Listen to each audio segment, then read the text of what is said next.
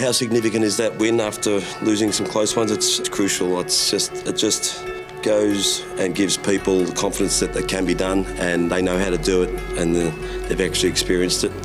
And they said to me after the game that it was the clearest and most communicated game that they'd played in early, which is a great thing because it means that they know what they're doing. It looked professional, it looked measured, and it was good to watch.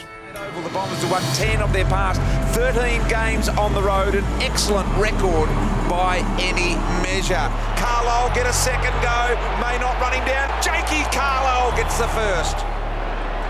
Knock away Schultz from Hurley, regather, reload, a mongrel into the danger spot here. Danaher, nice little palm down, Merritt turns and goals for the Bombers. I think it's clearly our best performance because they're a good team, and we know they're a good team. And they said your supporters are good too. They said they're loud. They said they've never experienced anything so loud.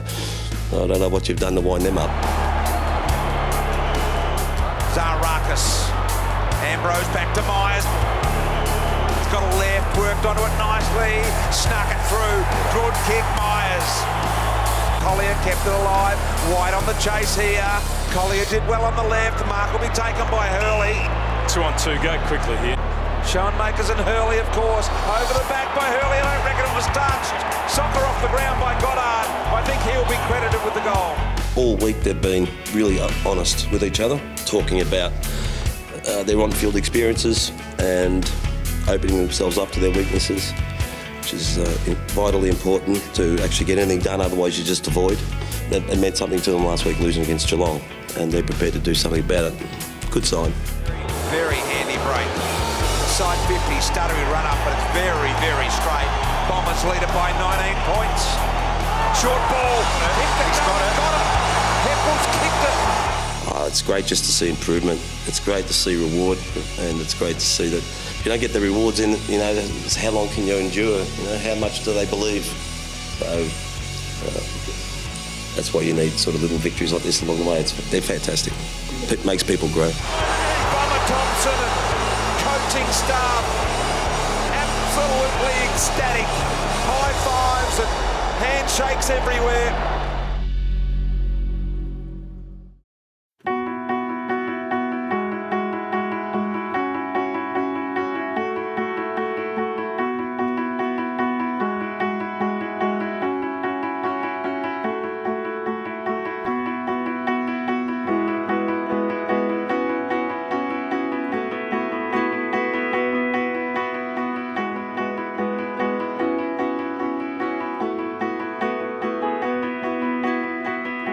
The area that I work in and that I'm in charge of, or guys that report to me, are the coaching.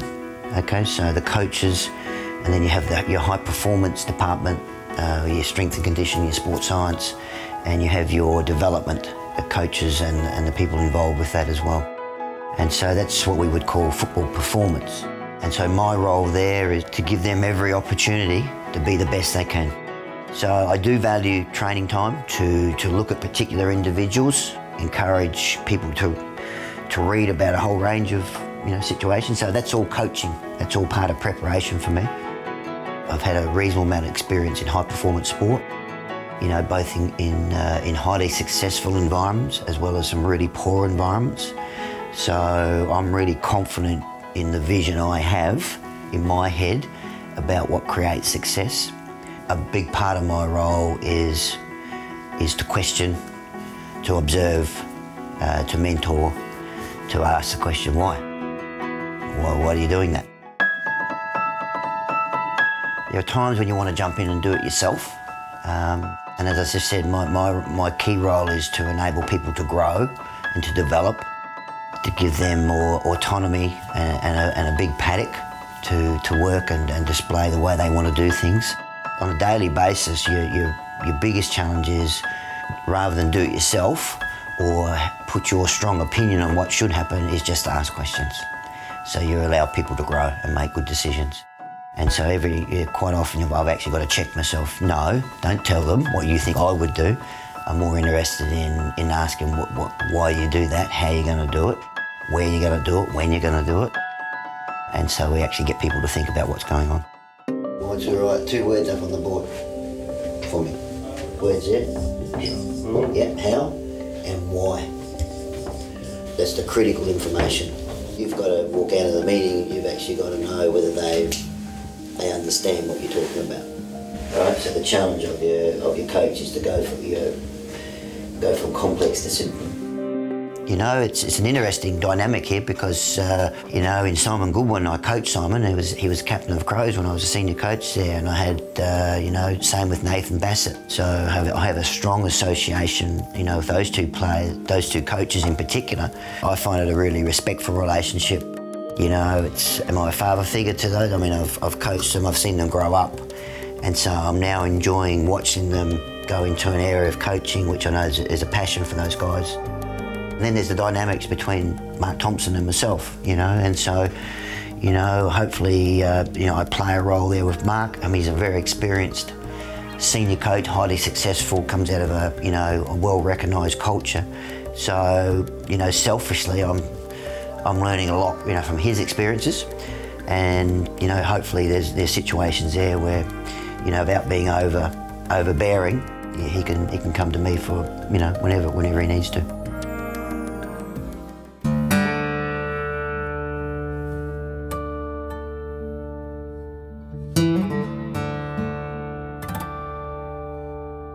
You know, when you reflect back on your life and you say who are the most influential people in your life, most of mine have been football coaches, you know, coaches.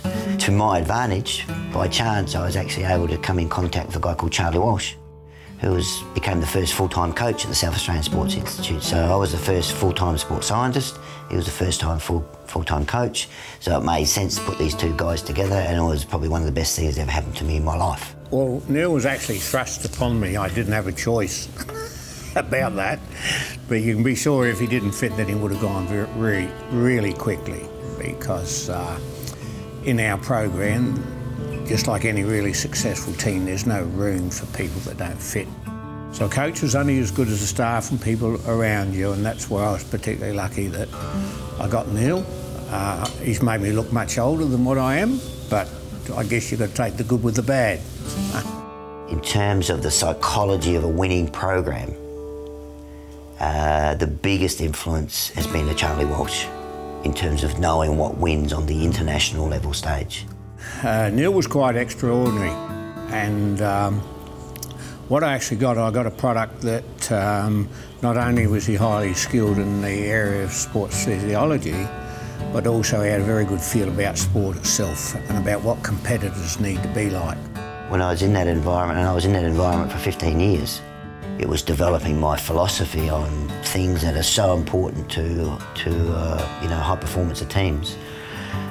You know, I couldn't have there was not one university in the world I could have gone to give me those answers, but spending 15 years with a Charlie Walsh, where he demonstrated what a poor environment looks like to now what a world-class environment looks like, and his ability to change that.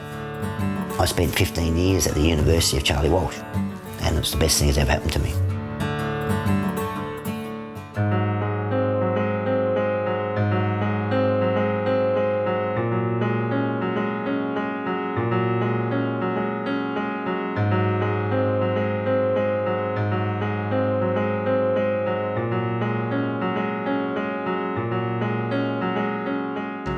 This is the best competition in the world. AFL is the best competition in the world. And therefore, I have to use my experience about what do the best elite sporting competitions in the world look like. In my previous life was in cycling. And, you know, and I was able to see cycling in Australia go from probably the worst nation in the world to the best nation in the world. So we're now in an AFL environment in the best competition in the world. So it's about the psychology of the program. It's about attention to detail. It's about standards, expectations, players and coaches having no limitations, high expectations. It's about are we using feedback to the maximum so that we can improve and be ahead of the game. It's about trying to maximise performance in this environment, because every AFL club would say they've actually got a high performance environment. What I'm interested in is whether it's functional.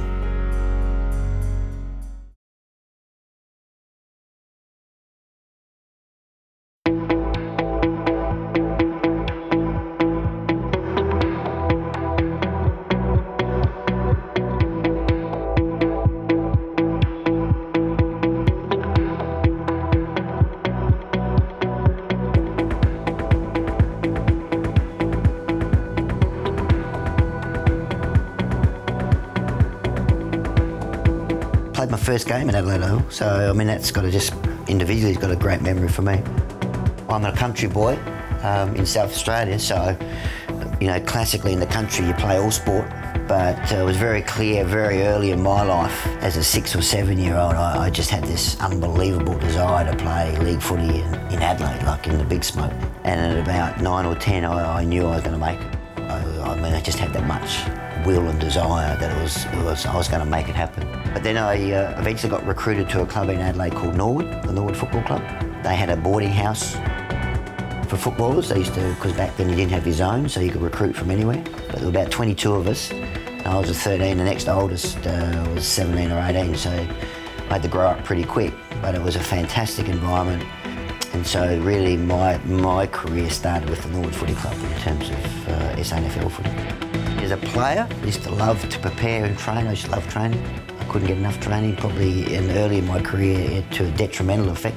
But hopefully, as my career unfolded, and the guys who played with me probably saw me as a giver, as a good teammate, and probably as a teammate that helped make them better players.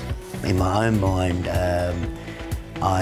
whatever I left in terms of performance and a perception, I'm saying I gave everything, okay?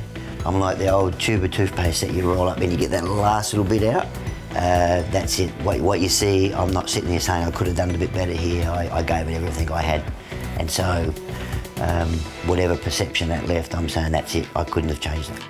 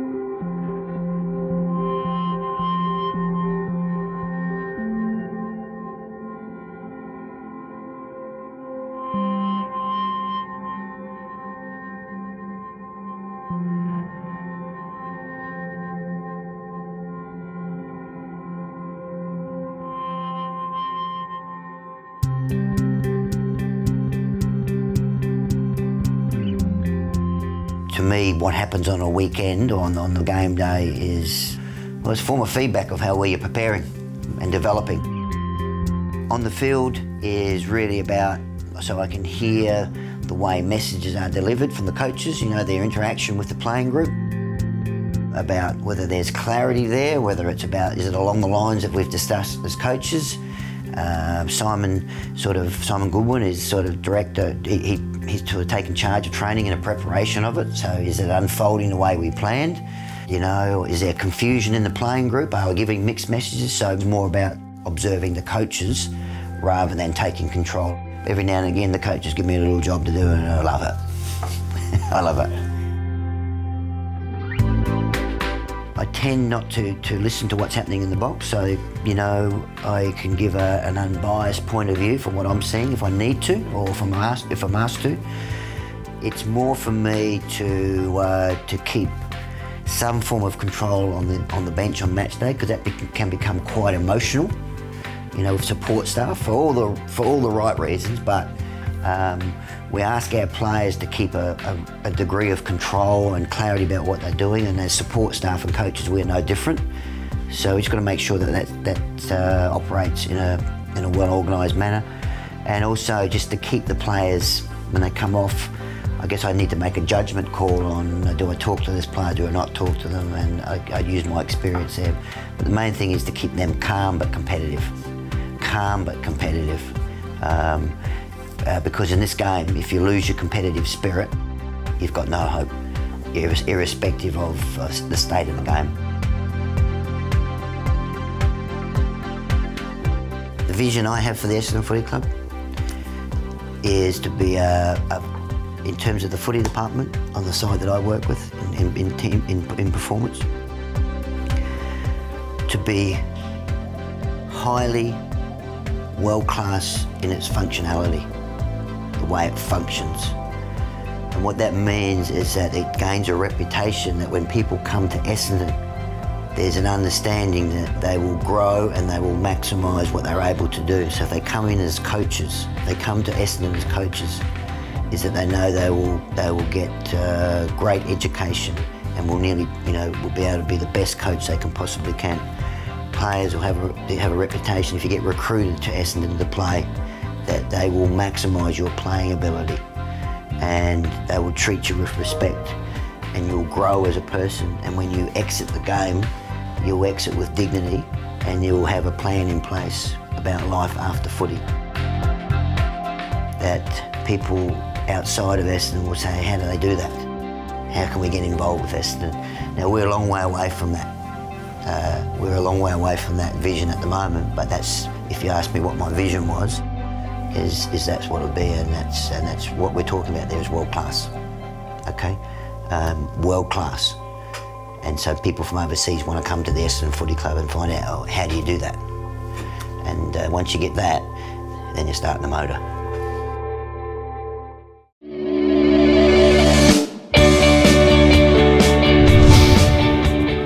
True Value Solar are giving value back to Essendon football fans today by allowing them to ask any question they like to their favourite players. Let's see what they've got to say.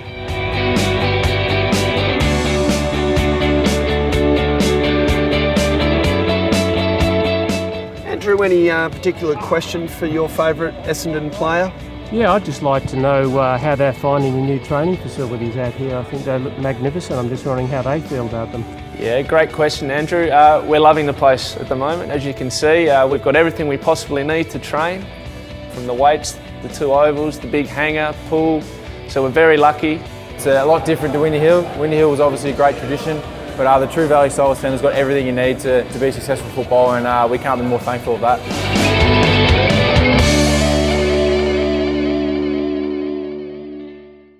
We're here today to see an Essendon fan earn their sash. Today, Adrian here is going to see if he can do 5 push-ups with my foot on his back. Ready to go, Adrian? Yep, all good. 1, 2, 3, 4, here we go. 5, good stuff. Good work, mate. Cheers, Mike. Well done. So there you have it. Another Essendon fan has earned their sash. If you'd like to earn yours, tell us what you're prepared to do via our hashtag. Oh, you've fallen over.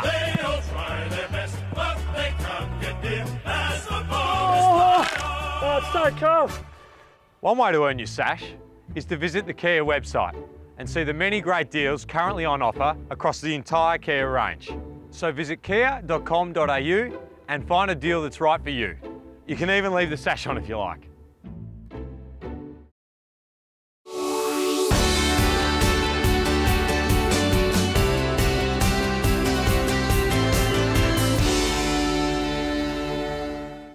Hi, I'm Jared Wade, strength coach of the Essendon Football Club. In today's Everybody Every Day, sponsored by your kilt, we're going to take you through chest exercises.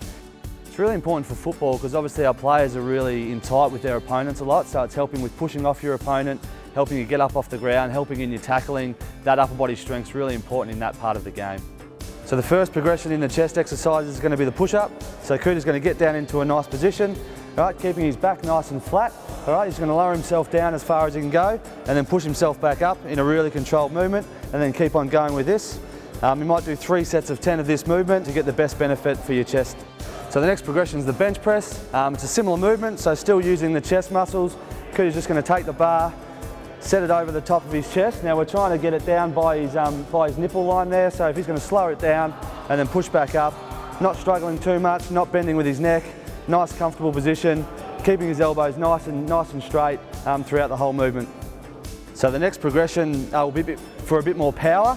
So Cooter's just going to throw the ball as far as he can. It's the same position from the chest, using the chest muscles, and he's going to throw it as far as he can. And once again, you'll have someone to roll the ball back to you, and you might do that 3 or 4 times as well in a row. So for football, the chest is probably important to work out twice a week, as well as the rest of the upper body like shoulders and back. 2 times a week is enough for an AFL footballer to work.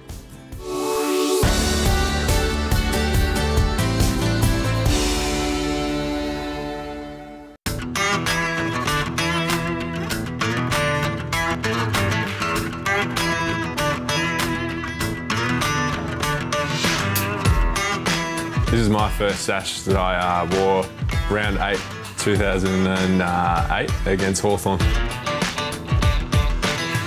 Pretty nervous before the first game. Matthew Lloyd presented me with my jumper, which was a pretty exciting moment for me. I think it was about 80 or 90,000 people there. I think I had about 4 touches in that game, and obviously losing by about 80 points, it wasn't one to remember, but with my first kick, I think I hit Tate Bears up and he actually kicked the goal, so that was one to remember. It's obviously a pretty exciting moment to wear the sash, and there's a lot of great people that have worn the number before me. I'm obviously the number 2 now, but I was lucky enough to get the 44 out and play a few games in that, which is good.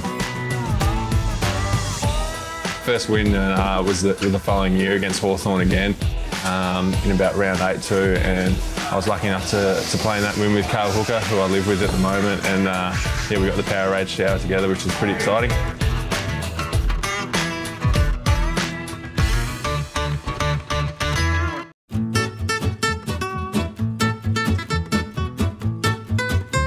G'day guys, Nick Comer here.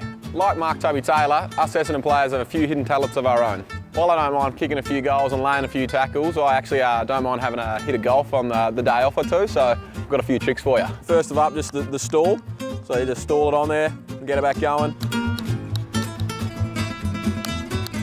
Through the legs. Back up, perfect.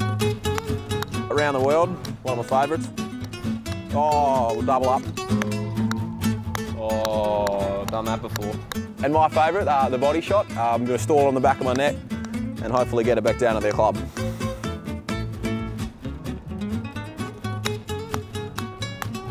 Fake grass, synthetic. Not sure how this will go, but we'll see what happens.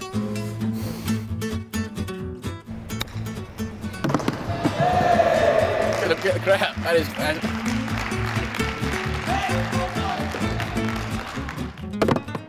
And there you go, that's my hidden talent.